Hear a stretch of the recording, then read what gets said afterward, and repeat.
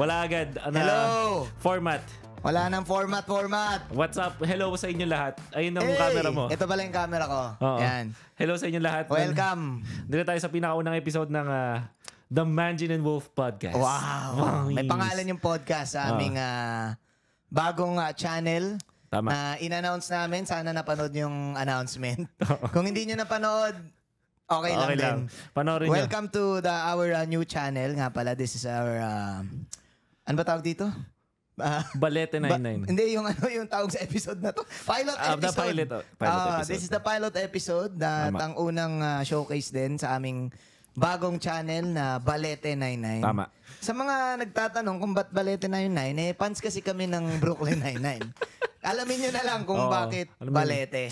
Alamin nyo na lang. Well, malalaman nyo din naman. Actually, sobrang simple lang. Sa Balete kasi kami nagtatrabaho dati. Sa Balete Drive. Ganun lang naman kasimple. Yun lang. Pares letter B.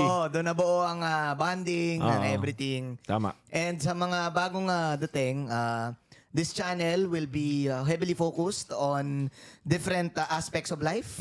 Lifestyle, pop culture, lifestyle, gaming, anything. Paulit-ulit. Everything and anything under the sun. Under the sea. Ating pag-uusapan, under the sea, under the sun, under the table, we got you.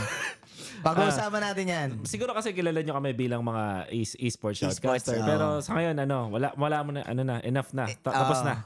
Kumbaga, esports. Being open lang, being transparent. Uso ngayon yun, men, yung being transparent. Tama. Being transparent, kailangan din nating, syempre, humiwalay muna sa esports kasi lagi esports pinag-uusapan natin. So, nandito tayo ngayon sa pilot episode kung saan pag-uusapan namin ang aming pinakaunang topic. Kasi ang daming, pansin namin ni paring kay Sam. Pwede ka ba tawagin kay Sam? Sige. Okay, pansin namin ni kay Sam, uso ang mga podcast and trending mga talaga. Ikaw nga, may podcast ka tama. AG Podcast. The AG Podcast. Ito nga rin. Same spot nga tayo. Same spot. Pero huwag kayo maglala kasi lilipat kami. Tapos ang dami ding, alam natin, sa mundo ngayon is content. Ang dami ng content. Pero ang dami ding mga motivational content. Tama. At na-realize kasi namin ni Manjin, yung point of view ng mga taong gaya namin ni Manjin ay parang hindi na kukuha. Kasi syempre, yung mga naririnig nyo sa podcast, usually, mga, alam mo yun, mga may yaman ng mga tao. Saks lang. Mga successful na tao. Syempre, mga kumbaga, iba't ibang pinanggalingan sa buhay. Pares kami kasi ni Manjin na halos pares pala ng pinanggalingan sa buhay. Mag-ibang lugar lang. Siya Pasay, ako sa Rizal. Halos parehas din ng galaw. Ganon. Ganon na galaw. Anyways, dito mag-share kami ng mga opinions namin sa mga bagay-bagay. Tapos bahala kayo kung may sarili din kayo opinion, di ba? Open naman yun kaya nga opinion yun. Kasi di mo alam yung conclusion. Hindi mo alam conclusion di ba? So kung may sarili kayo opinion, okay lang. Ngayon pag-uusapan namin, alright, para sa first topic noon, ang tagal ng intro namin, di ba? Umabot ng pilot episode alright. So first topic, para sa ating podcast. Maganda. Maganda to. Pinag-isipan talaga namin mabuti. Isa sa mga lagi paniniwala namin ni Wolf sa buhay, no? Sa buhay. Ito na yung first topic. Ito yung title. Ito talaga. Ito yung title. In life, kailangan meron kang rival. Karibal. Or in Tagalog, yun. Meron kang karibal. Dapat meron kang kaya ang title karibal ng episode na to ay tungkol sa karibal. Ayan. Hindi to about sa drama. Well, medyo. May drama na May drama din. Karibal si Gretchen Barreto. Yun nga. Yun. Okay, alright. So, ayan kita nyo naman title yan. Clinic nyo to kasi bakit mo kailangan, yun yung tanong yun yung tanong Tama. Bakit mo kailangan ng rival or karibal? Pero don't get us wrong kasi explain namin kung bakit, no? Ikaw muna. Kasi ang totoo niyan, ito talaga yung pinaka-totoo niyan. Parang naglalaro kami Pokemon. Naglaro ba talaga? Basta, hindi magkasabay. Pero pares kami kasi nakapaglaro ni Manjin ng Pokemon. At sa Pokemon kasi may rival. Tapos parang one day, naisip ni Mr. Manjin na nagka-epiphany siya. Ang favorite word ni Manjin na epiphany. Nagka-epiphany siya. Favorite word ko ba? Oo. Nagkaroon siya ng epiphany na kailangan ang karibal sa buhay. Kasi isipin nyo si Ash Ketchum, wala siyang ka-rival. Anong ginagawa niya lang, di ba? Para lang siya nangongolekta ng Pokemon. Wala siyang gusto achieve. Siyempre gusto niya magiging Elite Four siya. Pero pagtapos ng Elite Four na mga nakalaban niya, wala na siyang kasunod. Pag nahuli na niya lahat ng Pokemon, ano nang gagawin niya? Tsaka walang nagda-drive sa kanya. So, kailangan mo ng karibal. Ayan. Ang naalala ko, ito kasi yun, way back years, maybe 4 or 5 years ago, or 6 years, we're starting off our esports career as casters or as talent. Pinag-usapan natin to, pre. Alam mo saan natin pinag-usapan? Sa Starbucks. Tama. Oo. Doon sa Starbucks sa Eastwood. Kung alam niyo yun, maraming Starbucks doon. Hulaan niyo na lang saan doon. Pinag-usapan namin na ikaw nag-bring up nito eh. May nagsabi rin sa'yo nito. Na in life, you need to have a rival. Tama yan. Tama. But hindi ibig sabihin na rival mo is may negative aspect siya. Rival siya in terms of at hindi rin ibig sabihin na parehas kayo ginagawa na rival siya. Rival siya in terms of parehas kayo ng beliefs. Parehas kayo ng goal, pero pwedeng different yung path nyo. Pero rival mo siya kasi kumbaga pag kunyari may na-achieve siya halimbawa host and sabihin nating lawyer, ganon. Pwedeng mag-rival yun. Tama. In terms of career, ganon. So, yung kaibigan mong host ay nandito na siya, tapos ikaw nandito ka din. Kumbaga may tinitignan ka na intangible na achievements. Yun siya. Saan mo ba narinig? Di ba may nagsabi lang sa'yo nun? Tapos tumatak sa atin. Yan. Bali, tumatak sa atin. Somewhere, obviously, isa sa mga, for sure, isang either movie or podcast na napanood ko. Pero years ago na. Book din. May hindi kasi magbasa ng libro. So, essentially, ganun siya. Parang kailangan meron kang kasabay sa liga ng buhay. Na parang alam mo na magdadrive sa'yo na gumawa ng mga magandang bagay. Parang motivation siya na drive. Pero, kunwari, ito na, i-erecta na natin, Manjin, para hindi na magkalituan ng mga viewers natin. May isang katangahan kami ni Manjin na nag-decide lang kami na kami yung magkaribal. Nangyari ba? Oo, kasi sa Starbucks. Sa Starbucks yun. Kasi ganito yan, guys. Parehas kami nang ginagawa. Shoutcaster, tas may Rumaracket, ganun. Tas lagi pa kami magkasama nung projects namin. Mga panahon. Pero may isang point na maghiwalay tayo. Kasi parang, mag-content ka, tas ako magpo-focus sa coaching. Parang gano'n. Parang meron kaming see you again. Parang Goku Vegeta. Parang gano'n. Again, hindi kasi kailangan na pares kayo ng career eh. Parang pwede rin kasing based sa experience, pwede rin kasing ikaw mag-decide or dalawa kayo mag-decide. Sige, rival tayo. May ganung moment eh. May ganun tayo usapan nangyari nga ba? May sabi tayo, dito na tayo, ikaw pa nagsabi nito, ikaw na talaga yung karibal ko at magkakaroon ng isang puntong magkakaroon tayo ng same. Ng standoff. Standoff sa dulo. I think ang nangyari ata sa atin, na-realize lang natin. Kasi feeling ko, ang marirealize mo siya na again, pwede mo siyang siguro on one part of your life, decide mo. Pero siguro, meron ka ding marirealize na meron ka makakasama. Pwedeng co-worker mo, pwedeng biglaan mo lang na meet. Na vibe, may kayo, same philosophy kayo ng kung paano kayo mag-work. Kunyari, best example, same kayong ayaw nyo dito. Ganoon. Kunyari, marami kang nakakausap eh. Marami kang nakakausap sa trabaho mo. Pero malalaman mo kung sino yung same ng wavelength mo. Yung talagang same. Yung taste mo, ganon. Tapos yun, pwede mong i-consider na rival yun. At hindi siya pwedeng, okay lang din na hindi siya isa lang. Kasi like for example, si Ash Ketchum, dami rin naman siyang nakalaban per chapter eh, di ba? Tama. Pwedeng hindi lang din yun. Pero meron kang isang main, which is, I think for me, nakatulong yun eh. At kumbaga, like for example, ako, kunyari, nag-uusap tayo, meron kang masasabi, may mako-contribute ako, tapos yung nasabi mo, oo nga no, na-realize ko.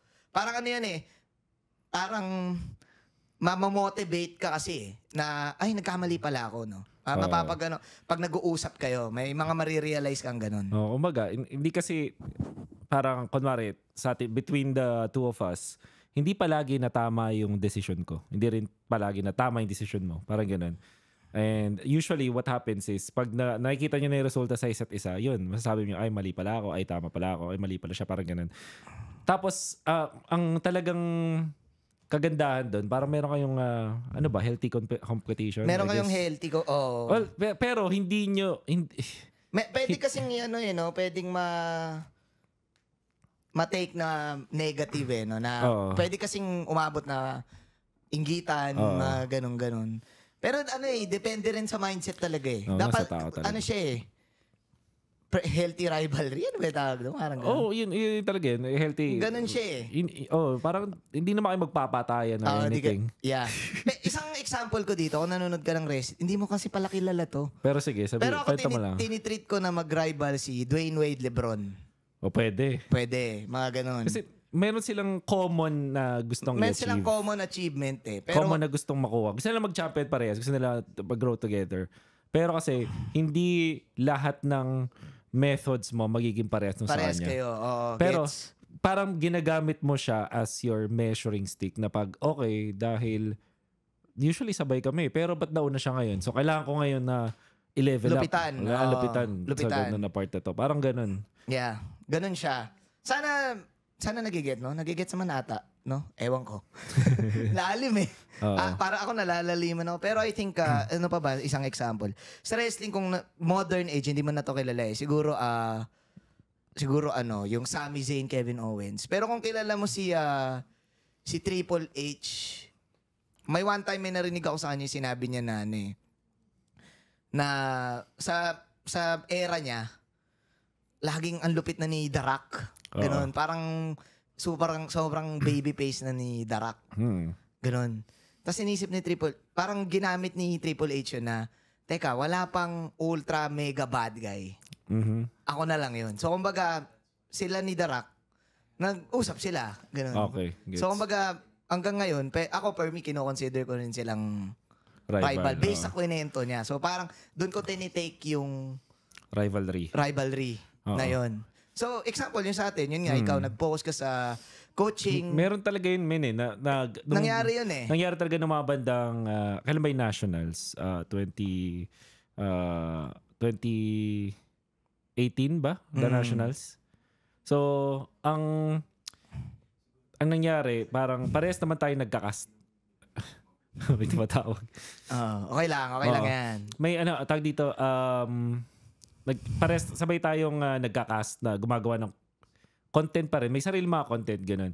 Pero dumating na sa point na maghihiwalay talaga eh. Na parang nangyari talaga na naghiwalay tayo ng landas for a bit. Parehas tayo nagka-cast. Pero ikaw, sinamaan mo na si Shinbu, kayong gumagawa ng mga casting. Tumotodo talaga kayo sa paggawa ng vlogs, paggawa ng content. Ako naman, ang ginawa ko, dumikit ako sa pro. So parang ganun yung hiwalay natin nun. Nag-iba na. Tapos nag-decide tayo nun, okay, kayong karibal ko, kita-kit sa dulo, tingnan natin ma-achieve. At the same time, ba't mo tinanggal? Natatanggal eh. Nagababalik ko. Sige. Ayan. Ang sa akin, nakita kong path ko nun is mag-focus agad sa analysis, parang gano'n. I-improve yung analysis. Pero alam mo yun, parang gusto ko pa rin sumabay ng level sa'yo. So kung ano yung level na ginagawa mo, sasabayan ko yun, pero different path lang. Gano'n. Iba talaga siya. Tapos eventually, like, nagkaroon ng, sabay na naman, MPL na naman. Okay, ito yung natutunan ko, ito yung growth ko ngayon. Kumbaga, ito yung unang gym battle natin. Ano yung lumabas? Ano yung Pokemon mo? Ano yung Pokemon mo ngayon? Level mo na. Nagbago Parang yun, every time magmi-meet kayo, parang for your MPL season 8, for example, ano yung nagawa mo, Manjin? Ano yung nagawa ko? Tapos yun. Na-realize ko kasi pag yung dahil dun sa mindset na yun, nadidiscover ko din yung strength ko eh. Oo, totoo. Nadidiscover ko na, like for example, di ba, cast, di ba? Nag-cast tayo nung M1. 'Di ba, nag-cast tayo. Iba yung cast ako kasi like for example, language barrier, 'di ba? Iba yung skill pag English or Indonesian or Tagalog yung casting eh, ibang level ng skill. Pero na-realize ko, pwede naman pala akong hindi lang basta mag-cast in English, pwede naman akong mag-guess at gumawa ng something. Like for example, yung mga nangyari recently, 'di ba, sa broadcast ng M5, ng M4, yung mga ganun. While you're doing the pure analysis. So, exactly. In a way, nakuha ko with that mindset na nadidiscover ko, saan ako malakas? Saan ako feeling ko, kaya kong i-offer to. Kaya kong gawin to ng akin lang. And kapag na-achieve ko yun, may certain level na ng measurement ng goal na with your rival. Parang ganun. Parang ganun. So parang nga ay nagle-level up. Parang siyang laro in a way na natatrack niyo ko is nasa na ba talaga yung lakas, power level ng isa't isa. Ayun. Yun yung feeling ko naging benefit na. Tapos yun nga, yung main para sa akin talaga is yung drive. Yung motivation na okay, na alam ko alam kong itong taong to ganito yung magagawa niya kapag iniwan ko siya ng isang buwan, ganun. So ako dapat hindi ako petics. Kasi alam kong itong tao to hindi magpe-petics. Oo nga. Ganun. Basically, ni-reveal pala natin na tayo. Wala na eh. Yun na yun pero pwede magbago yun Lahat naman pwede magbago eh. Pwedeng, wala. Malay natin, dumating sa point, mapag-iwanan na ako ng sobra ni Manjin. Ayun, wala. Nawarap siya ng iba. Ganun. Kasi sinaro to hanggang dulo si Sasuke eh. Ganun ba yung kwento? Oo, gandulo si Sasuke kalaban nun. Hindi ba? Tama. Oo, kasi parang tapos na yung gera, tapos na lahat, nag-1v1 pa sila. Sila pa rin. Malay mo. Malay mo, pwede mangyari din yun. Pwede rin yun, no? Kasi ito parang next chapter to itong podcast. Malay mo, di ba? Hindi rin talaga natin masasabi. Oo nga, no? Pero ganun nga, parang laging... Siyempre, kung meron kang isang karibal sa sabihin na natin hindi mo siya tropa, yung magiging karibal mo, pero tinitreat mo siya as rival. Parang, gagawin mo lahat para matalo siya parang ganun. So, para siyang drive. Hindi naman tayo ganun la. Parang, ang kagandahan kasi sa career namin itong si Manjin, hindi naman talaga kami pares kami na ginagawa, pero... Kasi kahit anong mangyari, pero ibang tao. Don't take it negatively na may competition. Ganun. Kasi kahit saan ka pumasok, competition yun eh. Tama naman. Dapat yan nasa utak mo, pagka pinasok mo dito, may chance na matanggal ka. Unang pasok mo pa lang, may exit dapat yun. Siyempre, hindi ka na mapasok ng walang palabas eh. So, it's more of a drive and it's more of, it's more of a philosophy, I think, is for me. That's my philosophy. And you keep it healthy and you keep yourself motivated and open to the choices na pwede mong gawin in the future. Like ikaw, di ba? Like, kasi nga may hype na cast. Pero na-discover mo, analytics. Yun talaga. Pasok naman eh. Gana naman eh. Diba? Pero hindi excuse yun na hindi mo gagalingan. Hindi mo gagalingan. Hindi porke iba ka, di mo nagagalingan. Yun doon kasi sa yung iba. pitfall ng mga tao parang sa career, sa buhay, di ba? Parang di porke kakaiba ka, di porke may special sa mukha mo, di mo na gagalingan sa ibang bagay. Parang pa rin, nasa pa rin. Pag-deliver pa rin. Pag-deliver. Pwede nga as a group yung rival nyo eh. Pwede rin, no? Pwede nga as a group eh. Kasi for example, kahit yung mga, meron din akong group of friends na nagmi-meet kami somewhere sa careers namin. Parang, kunyari, yung, may dalawa akong parang sobrang close ko din. And eventually, pag nagkikita kami, nag-uusap-usap na. And hindi lang din siya para sa career, I think eh.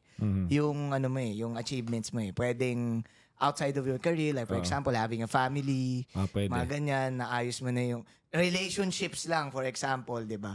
Pwedeng may mga ganong achievements kayo na kasi mami-measure eh. Part pa rin ng ng success, 'di ba? Pwede mo rin measure yung success mo with your relationship with your family ganun. Ang siguro, ang kailangan nating pag-usapan ngayon is kailan siya magiging pangit yung rivalry na yun. Parang ikaw, kailan mo ba ikaw consider na pangit yung rivalry?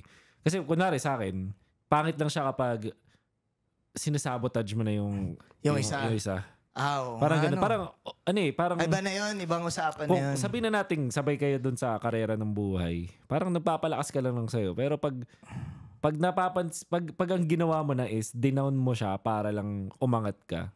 I think doon na yung negative aspect.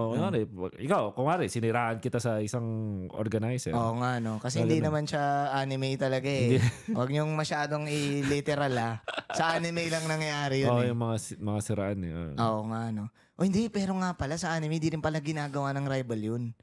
Kumbaga pag may nakalaban silang malakas, ang gagawin, kunyari si Goku Vegeta, gagawin niya, ipapalaban niya pa si Vegeta. Hindi para dahil mabugbog si Vegeta. Para lang malaman niya kung gano'n nakalakas si Vegeta. Sinusukat lang niya. Hindi, tsaka, napansin ko. Kaya yun yung tamang rival Vegeta, Goku. Yung iba, villain. So, hindi sila kalaban. Kasi sila yung villain. Sila yung may masamang gagawin. Oo nga, no. So, yun na yung negative nga aspect. Yung kapag itatry mong isabotage. And I think pangit, ano din yun para sa akin na natutunan ko rin yun personally sa aking karera na may kanya-kanya talagang strength. For a time I think for a short amount of time sa sobrang pressured ko rin sa work, umabot din ako sa point na na may pagka-elitista pagdating sa mga gagawin, ganun. And I think nawala sa akin yun right after Paano elitista sa mga parang hindi ko to kalibel. Parang ganon. Oo, pero na-realize ko, parang yun before pa nung cast. Okay. Before pa nung cast career, ganon. Tapos na-realize ko wala akong napupuntahan. Oo.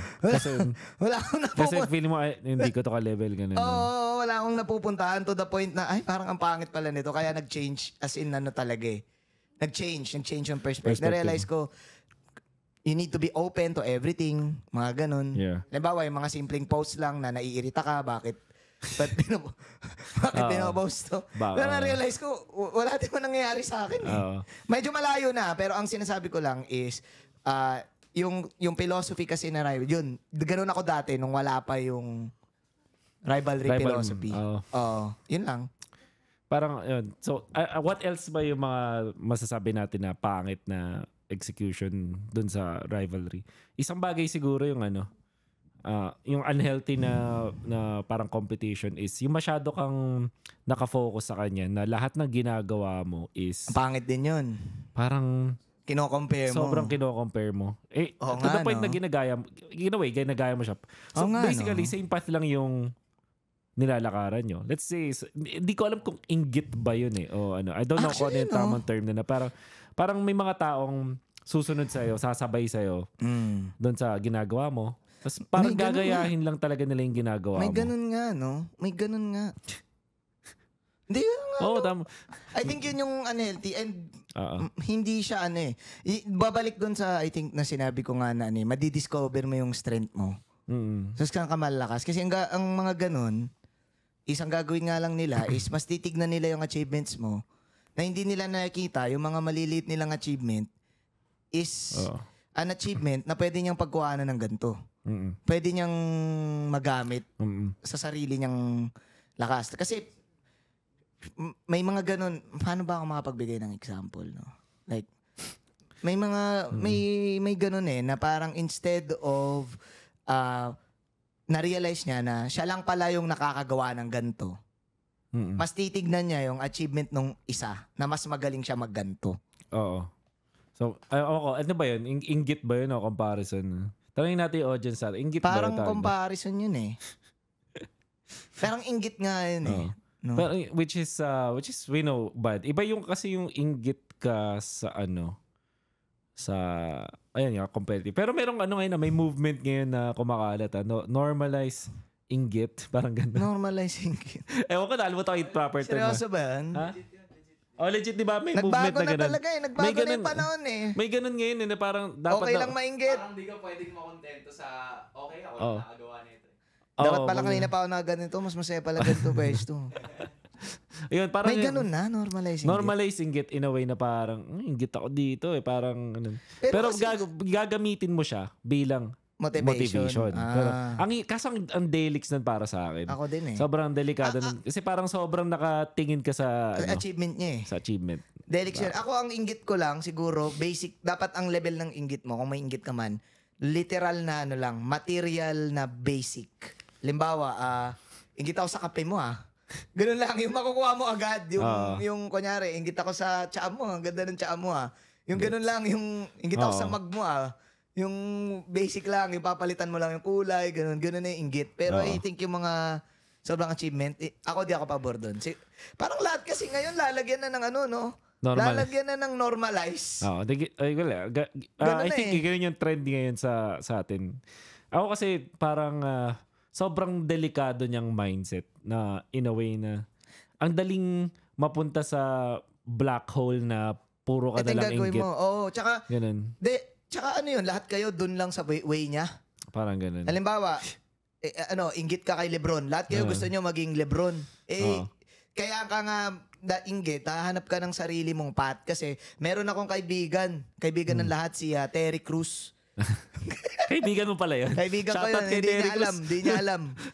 Natutunan ko sa kanya, do not be the best, be the only. Panis. Kasi yung inggit pathway, you're achieving something na okay lang mag-peg. Iba yung peg eh. Iba yung may pinipeg ka sa kinainggitan mo para makuha mo.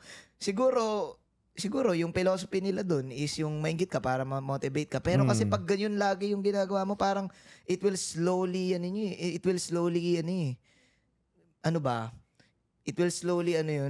ikikill yung mindset mo na lalamunin ka nun eh. May gusto nga, meron tayong dito, community guest. Ano yung community guest? Sige na, hindi ka makapagpigil eh. Pumunta ka na dito. Gusto ko lang sabihin Lapit ka sa kanya. Sorry. Gusto ko lang sabihin na it will drive you hate.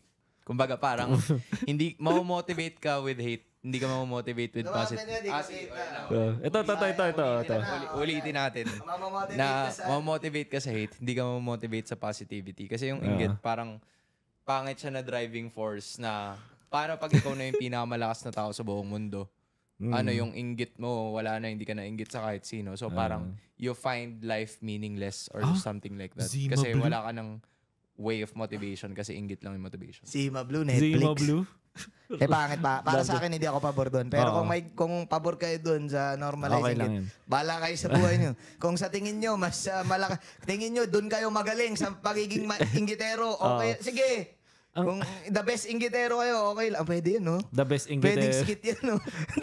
The best inggitero. The best inggitero. Di kasi parang naintindihan ko kung bakit pwede siyang maging motivation. Kasi may mga times din naman na ako, kaya para ma-motivate sa isang bagay, parang nainggit ka din. Inggit ako kasi nararamdaman niya to eh. Pero hindi dapat yun yung dahilan kung bakit gusto mo maging mas okay. Kasi laging una muna ang self, I guess, ganun. Yeah. Kasi wala feeling ko kasi yung isa pang parte ng pag-inggit, yung parang, ano ba yan? Mas maganda yung simula niya sa akin. Parang ganun. Kasi di ba, counted na inggit yun, di ba? Parang, ano ba yan? Wala, pinanganak siyang mayaman. Yayamanin. Usually, yun yung typical or, pogi kasi siya eh. Ako, pangit lang. Oo, jabaw ako eh. Jabaw lang ako eh. So parang ganun, may mga... siguro madaling sabihin din para sa atin yung mga... Wow! Kasi pogi ka, ganun ba yun? Hindi naman. yung mga ganun bagay. Anyways, nagigets ko naman yung point na yun. Yung point nila na yung nagtitrending ngayon na ganun. Pero siguro,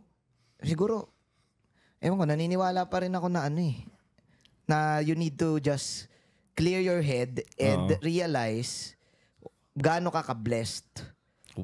Parang gaano ka kunyari, like for example, yan, yung sinample mo lang kanina, nauna ka, mas mayaman kasi ito eh. Pero hindi mo alam, baka mamaya may problem siya sa health. Diba? Hindi mo alam may yun. May balat pala siya sa tiwop. Diba? Lamang ka dun. Diba? Kailangan mo ma-realize gaano ka ka-blessed. Kasi pag tinitingnan mo yung blessings ng iba, yung blessings naman nila, hindi yun ang galing sa blessed lang sila eh. May kanya-kanya tayong blessed eh. Teka na sorry. Bakit natatawa? Pero sobrang ganda ng point na sinabi mo. Parang yung inggit kasi, parang part na dun yung insecurities, I guess. Sige, tingin ko kung justify natin yung inggit normalize One time, sige, inggit ako, gusto ko rin mag-host niyan. Ganun. Pero hindi mo i-dwell yung sarili mo doon. Mag-aaral ka. Kung tawag dyan, aaralin mo paano magsalita ng tama. Ganun. Okay. So, pwede kang mainggit pero wag kang sad boy. Wag kang sad boy. Yun na lang. Sige na. Pwede. Wag ka lang sad boy. Yung ibig ko sabihin hindi ko kaya yan. Hindi ko kaya. Wala kang gagawin. Dapat may gagawin ka. Yung sad boy mentality kasi parang, ito lang kasi ako eh. Ganun. Ito lang ako. Imo-imo lang ako. Gilid lang ako eh. Hindi ko kasi kaya eh.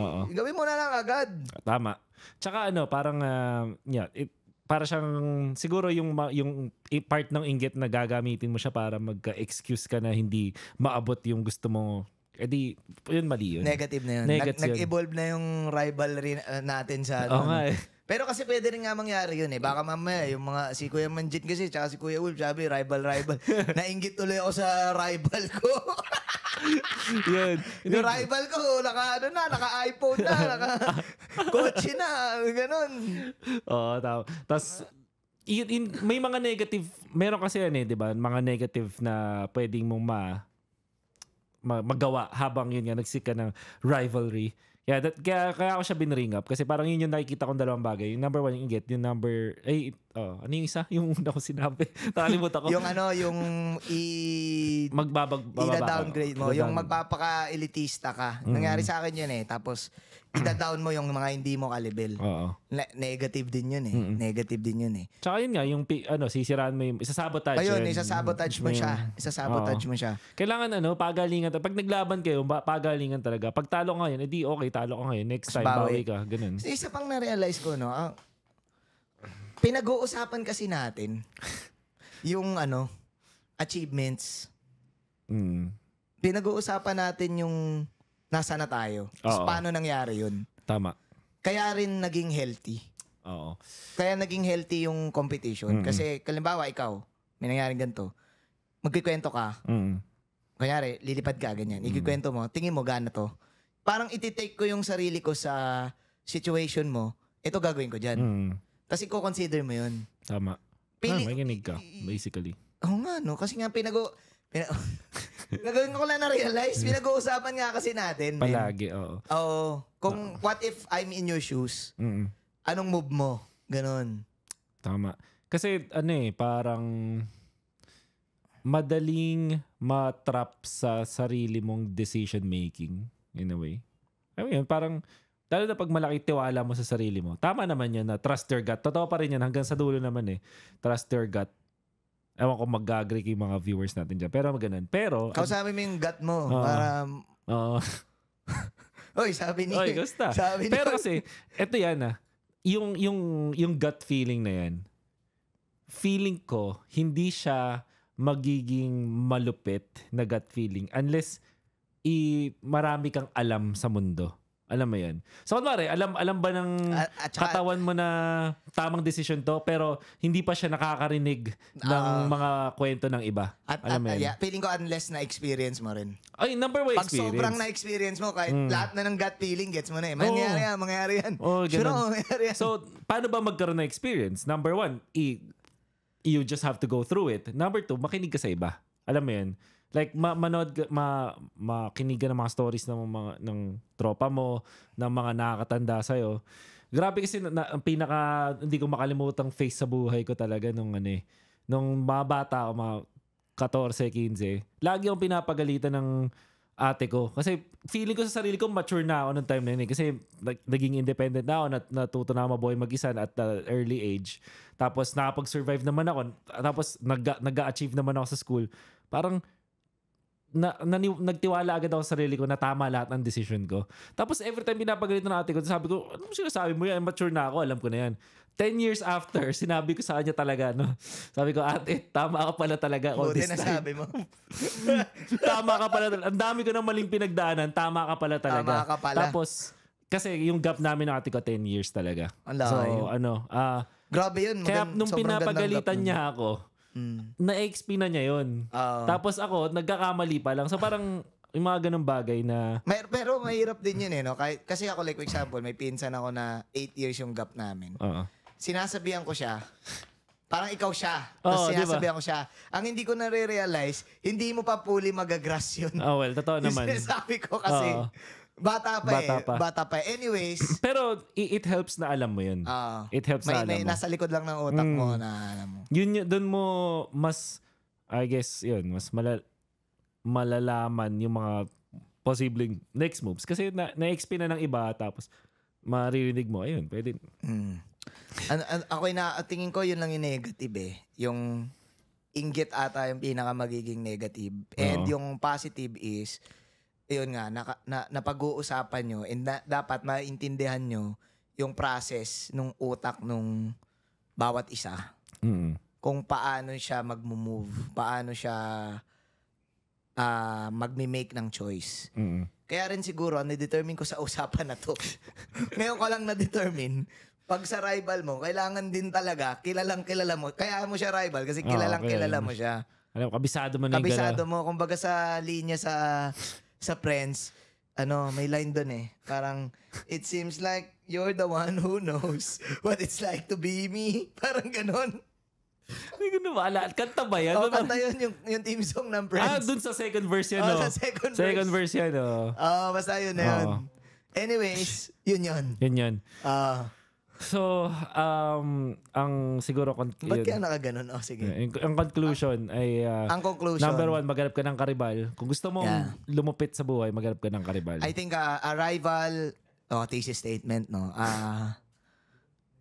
In life, you need to have a great rival. Oo.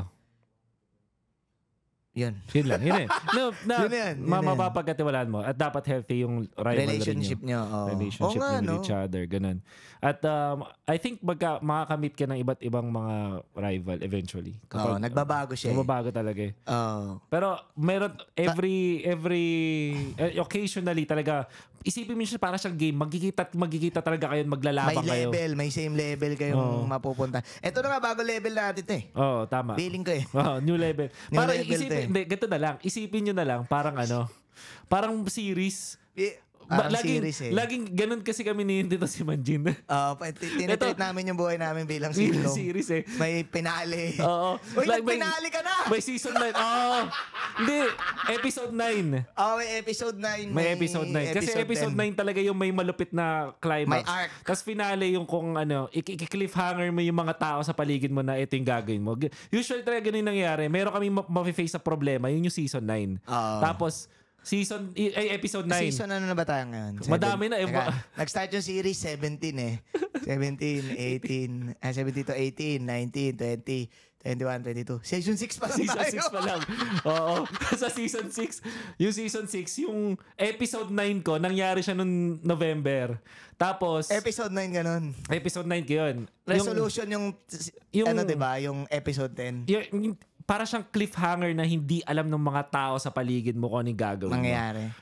Magiging masama ka, magiging bad ka ba o magiging better ka? So January nangyari yung first episode ng season 6. Hindi, season 7. Episode 1 to ng season 7. Episode 1 to. Ayun na guys. Ng Balete 99. Nga, kasi yung Balete 99 nag-start talaga ng first season 2017. Sakto ba? 2017 yun. February. Talaga? February yun. Boston Major. Kailan yung Boston Major? 2016. 16 na lang. Season 8 na pala tayo. Season 8 na tayo. Kasi nagsimula, yung episode 1 natin, Boston Major. So, 2016. Hindi, pero December kasi ng 2016. So pwedeng counted na. Pilot episode. Anyways, yun lang yung guys. Again, sana may napulot kayo. Sana may napulot kayo. Ang layo na lang usap. Pero ang usapan nga namin is how the rivalry or paano nabago ng pagiging magkaribal yung mindset namin in life. Diba? At ano yung benefits at ano yung gusto nating i-avoid while looking for that. And sana makahanap kayo ng inyong karibal. Malamang meron yan. Yun. Sa career, sa career. And maybe sa family life. Mga ganun. Tama. Yun na yun. That's the pilot episode. Huwag kayong mag-alala. Kung meron man kayong mga comments, suggestions na gusto nyo pag-usapan or maybe thoughts na improve nyo naman yung ganito, improve nyo. Namin yan, babasahin namin lahat yan. Bago-bago lang to eh. Tatry natin lahat yan. Wala na, ito na yun. Ito na yan. Nandito na tayo. From shoutcasters to podcasters. Uy, hindi natin nadala yung pad paper. Hindi namin nadala yung pad paper. Next time. Kasi kaya to podcast kasi... Counted na ba to? Ayan o. Ayan o. Pad. Ayan. Pakita mo sa viewers. Ito. Kaya Manjin and Wolf Podcast.